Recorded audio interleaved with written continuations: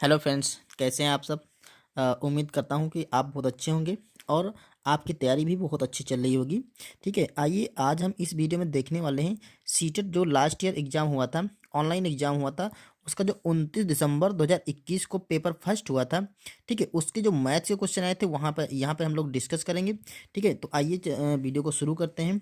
यहाँ पर पहला क्वेश्चन है, यदि एक वृत्त के व्यास को दोगुना कर दिया जाए, कर दिया जाए, नई परिधि और पुरानी परिधि के बीच अनुपात क्या होगा। ठीक है, यहाँ यहाँ पूछ रहा है कि एक वृत्त है, उसका जो व्यास है उसका दो गुना कर दिया जाए तो जो नई परिधि बनेगी और पुरानी परिधि बनेगी उसका अनुपात पूछ रहा है। देखिए, जैसे सपोज दैट कोई वृत्त होगा, ये ऐसा करके कुछ वृत्त था। ठीक है, तो वृत्त का जो ये होता है एरिया, ये होता है व्यास, जो कि उसके सेंटर से गुजरता है। ठीक है, तो वृत्त का अगर व्यास को दो गुना कर दिया जाए, ठीक है, जैसे ये व्यास था, मान लेते हैं दूसरा वृत्त ऐसे कुछ बनाया जाए। ठीक है, इसका जो व्यास है मान लेते हैं ये है, इसका व्यास एक्स। ठीक है, तो जो नया वृत्त बनाएंगे उसका व्यास हो जाएगा 2x। कह रहा था व्यास को इसके दो गुना कर दिया जाए। ठीक है, क्योंकि उसने पूछा है नई परिधि और पुरानी परिधि के बीच अनुपात क्या होगा। तो जब व्यास को बड़ा कर देंगे तो उसका जो परिधि होगी वो भी आराम से बड़ी हो जाएगी। ठीक है, तो इसका जो ऑप्शन है, तो ऑप्शन इसका जो एक और ये जो पहला वाला ऑप्शन छोटा और दूसरा बड़ा जिसमें दे रखा है, ये दोनों ऑप्शन तो ऐसे ही गलत हो जाएंगे, क्योंकि जो नई परिधि बनेगी वो परिधि बड़ी बनेगी और पुरानी परिधि क्या होगी, छोटी होगी। अब देख लेते हैं इस सवाल को कैसे हल करेंगे। देखिए, जो परिधि होती है उसका जो फार्मूला होता है, परिधि का फार्मूला होता है, वो होता है 2 पाई आर। ठीक है, तो अगर यहाँ पर इसका व्यास है 2 आर, मतलब 2x है। ठीक है, तो ये जो आपकी इस त्रिज्या हो जाएगी, तो त्रिज्या दोस्तों होती है व्यास की आधी, तो यहाँ पर 2x, अगर इसका व्यास 2x है तो त्रिज्या इसकी x हो जाएगी। त्रिज्या को r से लिखते तो r बराबर यहाँ पर x रखेंगे। अब यहाँ पर इसका भी 2 पाई आर लगाएंगे।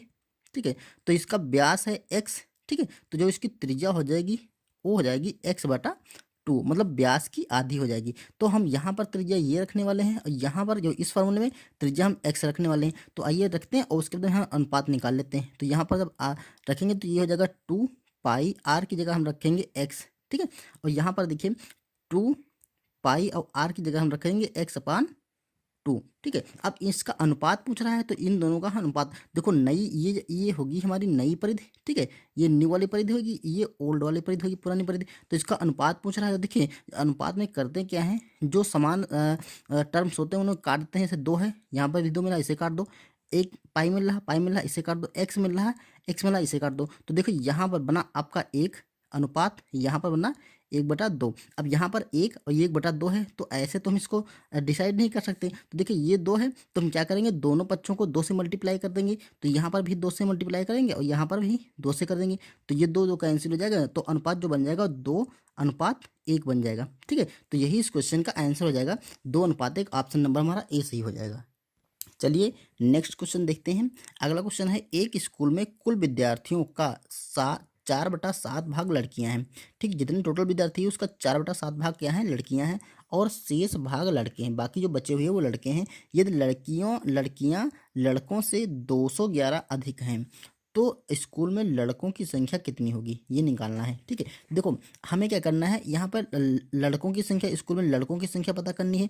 तो जो यहाँ पर विद्यार्थी हैं उसमें दो टाइप के होंगे, जो स्टूडेंट हैं उसमें दो टाइप के होंगे। कौन से होंगे, एक तो बॉयज़ होंगे, ठीक है, दूसरा क्या है, गर्ल्स हैं। दो स्टूडेंट हैं, बॉयज़ और गर्ल्स। तो हम क्या करेंगे, जो स्टूडेंट की संख्या है टोटल उसको हम मान लेंगे 7।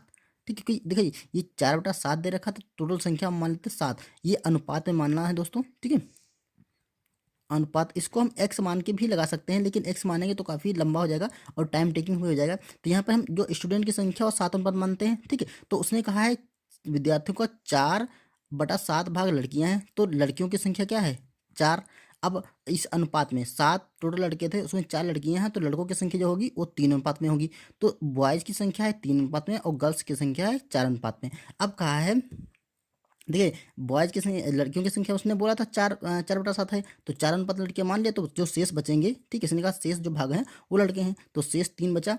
7 से हम 4 घटाएंगे तो 3 बचेगा, तो 3 क्या हैं, लड़कियां हैं, लड़के हैं।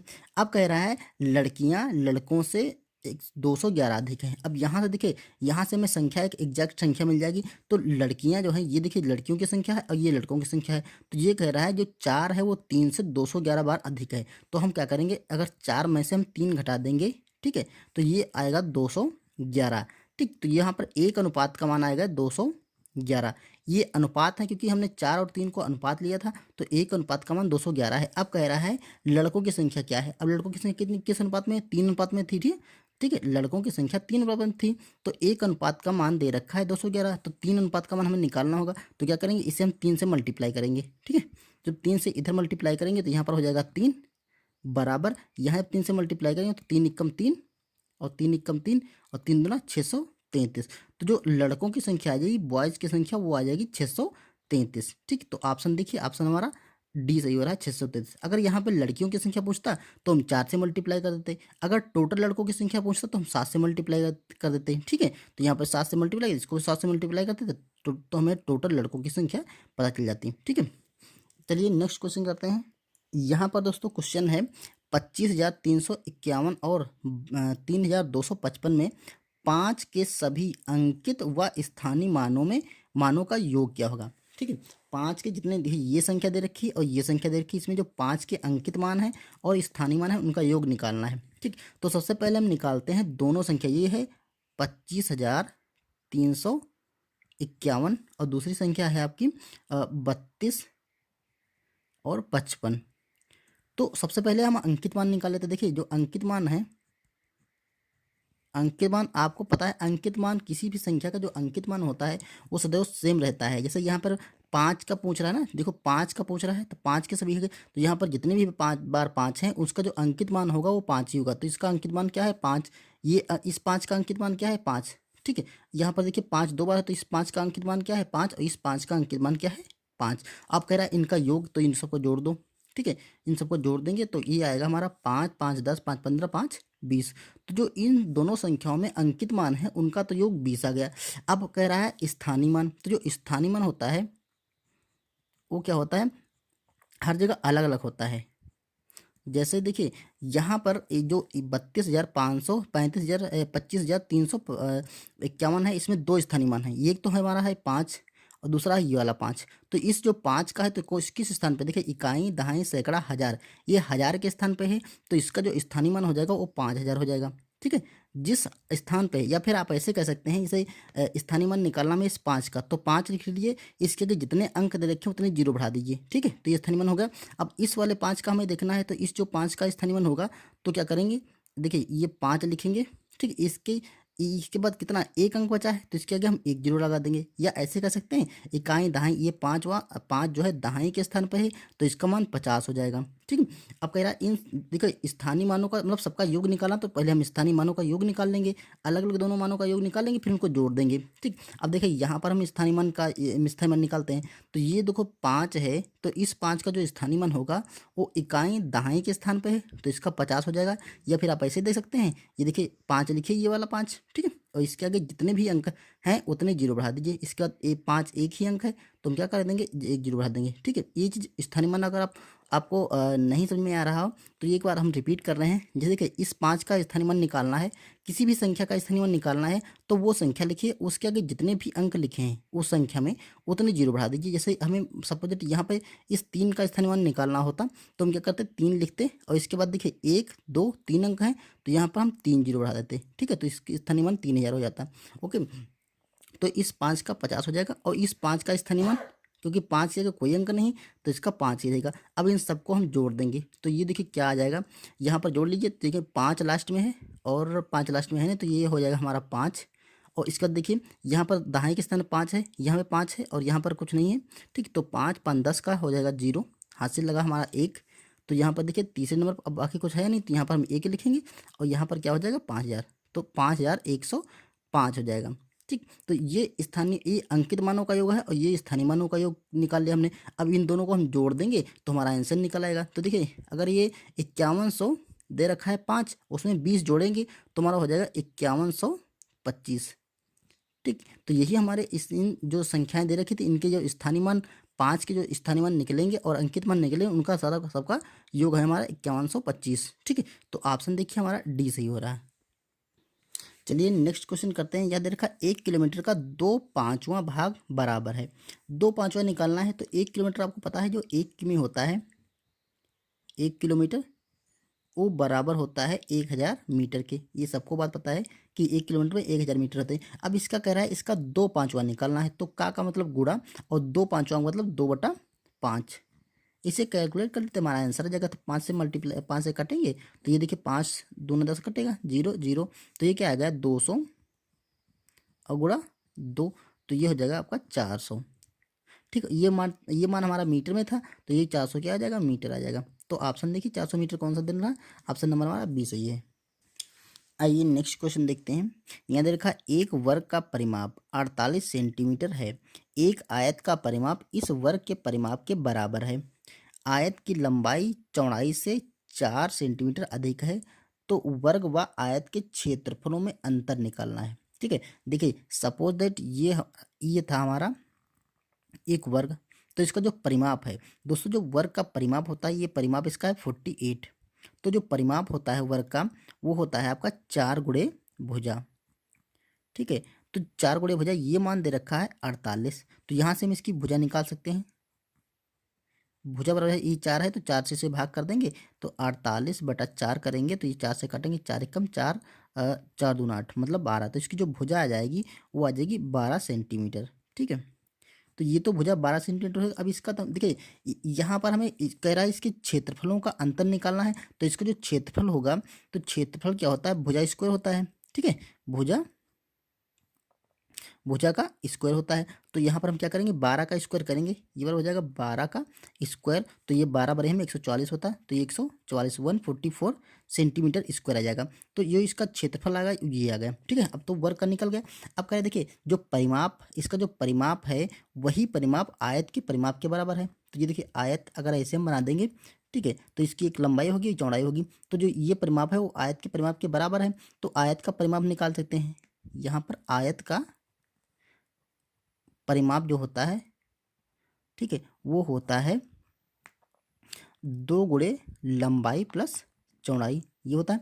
ठीक है, तो इस फार्मूले में मान रखा। अब देखिए उसने आगे कहा है कि जो इसकी लंबाई है चौड़ाई से 4 सेंटीमीटर अधिक है। ठीक है, देखिए अगर ये लंबाई है और ये है चौड़ाई, तो जो लंबाई है वो चौड़ाई से 4 सेंटीमीटर अधिक है। मतलब हम यहाँ पर लिख सकते हैं b+4, क्योंकि लंबाई चौड़ाई से हमने 4 सेंटीमीटर ज़्यादा कर दिया। तो यहाँ से हम b का मान निकाल सकते। देखिए अब यहाँ पर ये फार्मूले में हम मान कौन सा रखेंगे, परिमाप ये कितना है 48 सेंटीमीटर, क्योंकि परिमाप कह रहा था दोनों के समान है। तो देखिए 2 ब्रैकेट में l की जगह रख देंगे हम b+4, क्योंकि लंबाई उसकी चौड़ाई से 4 सेंटीमीटर अधिक है। ठीक है, और यहाँ पर प्लस b की जगह हम b ही रखेंगे। ये बराबर है 48, क्योंकि कहा है इसका वर्ग का परिमाप और आयत का परिमाप बराबर है। अब यहाँ से हम b का मान निकाल लेंगे। तो देखिए सबसे पहले इसे हम इधर कर देंगे, तो 2 से काटेंगे, 2 दूना 4 और 2 चक्कू 8। और यहाँ पर देखिए 2b+4 बराबर है 24। यहाँ से हम जब b का मान निकालेंगे, देखिए 4 तो इधर जाएगा तो माइनस का हो जाएगा, तो यहाँ पर हो जाएगा आपका 20। ठीक, अब देखिए यहाँ पर जो ये 2 कटेगा, तो यहाँ से देखिए 2b बराबर हो जाएगा 20, यहाँ 2 से काटेंगे तो ये आएगा 10। तो b का मान आ जाएगा 10। जैसे ही b का मान 10 निकला, तो हमारा l का मान देखिए b बराबर 10 निकला, तो l हो जाएगा हमारा 14 सेंटीमीटर। देखिए क्योंकि इससे 4 सेंटीमीटर ज़्यादा है, तो l का मान कितना हो जाएगा, 14 सेंटीमीटर हो जाएगा। ठीक, अब इसका क्षेत्रफल निकाल लेते हैं। तो जो इसका क्षेत्रफल एरिया निकलेगा वो होता है लंबाई गुणे चौड़ाई। तो हम इन दोनों को गुणा कर लेते हैं। तो ये देखिए ये 10 है, ये 14 है, 10 और 14 की गुणा करेंगे, 10 गुणा 14, तो ये हो जाएगा आपका 140, सॉरी 140, ये 140 हो जाएगा। अब कह रहा है इन दोनों के जो एरिया हैं उनका अंतर निकालने के लिए बता रहा था कि दोनों के क्षेत्रफलों का अंतर क्या है। तो देखिए ये है 140 और ये है 140, तो इनका जो अगर अंतर हम निकालेंगे तो 4 का अंतर आ जाएगा। ठीक, तो ऑप्शन हमारा ए सही हो जाएगा। चलिए अगला क्वेश्चन देखते हैं। एक ईंट 20 सेंटीमीटर गुणे 10 सेंटीमीटर गुणे 5 सेंटीमीटर की है। मतलब ये उसकी ईंट की माप है, ये है लंबाई, ये है चौड़ाई और ये है ऊंचाई, जिसकी कीमत 4 रुपये है। एक ईंट की कीमत कितनी है, 4 रुपये। प्रवीण एक दीवार 1 मीटर गुणे 1 मीटर गुणे 5 सेंटीमीटर की बनाना चाहता है, तो उसका कुल खर्च कितना आएगा। देखिए यहाँ पर कह रहा है एक की ईंट की कीमत ₹4 है, ठीक है। तो हम ये देखेंगे जो दीवार बन रही है उसमें ईंटों की संख्या कितनी लगेगी, ठीक है। तो जब हम ईंटों की संख्या निकाल लेंगे फिर एक ईंट की संख्या से हम मल्टीप्लाई, एक ईंट की जो रेट है उससे मल्टीप्लाई करेंगे तो हमारा कुल खर्चा आ जाएगा। तो सबसे पहले हम निकालते हैं ईंटों की संख्या। तो अगर हम ईंटों की संख्या निकालनी है तो हम क्या करेंगे, दीवार का जो आयतन है उसके आयतन से एक ईंट का जो आयतन है उसको भाग कर देंगे तो ईंटों की संख्या निकल आएगी। अब देखो दीवार का आयतन क्या है, 1 मीटर गुणे 1 मीटर गुणे 5 सेंटीमीटर। तो क्योंकि यहाँ पर मान सारे सेंटीमीटर में दे रखे हैं तो हम इसको भी सेंटीमीटर बना लेंगे। तो ये हो जाएगा आपका, देखिए दीवार का जो आयतन होगा तो लंबाई गुणे चौड़ाई गुणे ऊंचाई होगा। तो ये बन जाएगा आपका 100, 1 मीटर को 100 सेंटीमीटर बनाएंगे, गुणे यहाँ पर भी 100 होगा, गुणा यहाँ पर है 5 सेंटीमीटर में ऑलरेडी दे रखा तो ये 5 ही रखेंगे, बटा नीचे क्या करेंगे, यहाँ पे देखिए सारे मान सेंटीमीटर में दे रखे हैं तो 20 गुणे 10 गुणा 5। अब इसको कैलकुलेट कर लेंगे तो ईंटों की संख्या निकल आएगी। तो देखिए यहाँ से हम क्या करेंगे, ये 5 5 कैंसिल हो जाएगा, यहाँ से ये वाला जीरो इससे कैंसिल होगा, ये जीरो यहाँ से कैंसिल होगा। अब ये 2 से काटेंगे तो 2 पंचे 10, तो ये क्या आएगा 50। तो जो ईंटों की संख्या लगेगी वो 50 लगेगी। अब उसने कहा है कि एक ईंट ₹4 की है, ठीक है।